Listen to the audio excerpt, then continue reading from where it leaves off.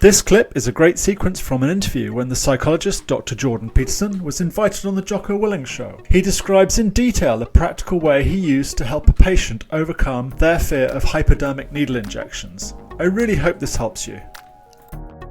Like I taught one client a while back to not be afraid of needles, and he was afraid of needles. And I'll tell you what that meant.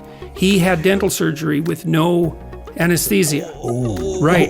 Okay, so that gives you some level of what it's like to be afraid. It's like, I'll do the dental surgery, but you're not putting that needle in there. It's really? Wow. It's like, I'm no needles. So I taught him how to not be afraid of needles, you know, and it didn't take very long. But the first thing I did is I told him I was going to bring a needle into the office. And that was all I told him the first week is next week I'm going to bring a needle in here and I'm going to keep it sheathed and it's going to be sitting on a shelf and that's where I'm going to put it. And when you come in here, you can look at it. And if you want me to put it away, then I'll put it away. It's under your control. And then, so he was okay with that. So he came in, I said, there's the needle. I said, you want to look at it? He said, no. He said, but can you? It's like, I'll look at it. So he looked at it. And then he said, look, like I'm going to pick up the needle. And now what you're going to do is you're going to tell me to put it down. And I'm going to put it down. So I picked it up. He got nervous, like right away. And he said, will you put that down? I put it down right away. I said, we do that 10 times so that the bottom part of your nervous system actually knows that that's what's going to happen. I said, now, and then the next thing we'll do is we're going to practice you saying you've had enough and leaving the office.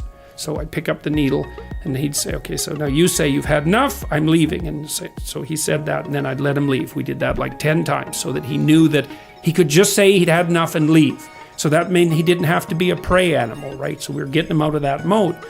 And it didn't take very long until, well, then I could bring the needle close to him and I say, make sure you watch it. You can't pretend it's not there, right? I'll bring it close to him and touch it and touch him with the sheathed needle. So we did that a bunch. And then finally I unsheathed it and I'd bring it close and he'd tolerate that or stop me. And then I'd touch him with that. And then the last part of it was that I put it under a piece of paper so he couldn't see it, and then I'd bring it close to him, right? Because that was the unknown, right? You don't know what the hell's going on underneath the piece of paper.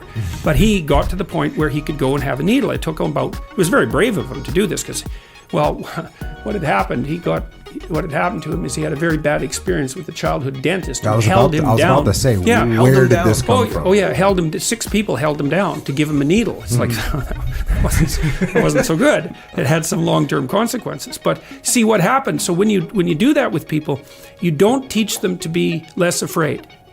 You teach them to be braver. That's different. And so like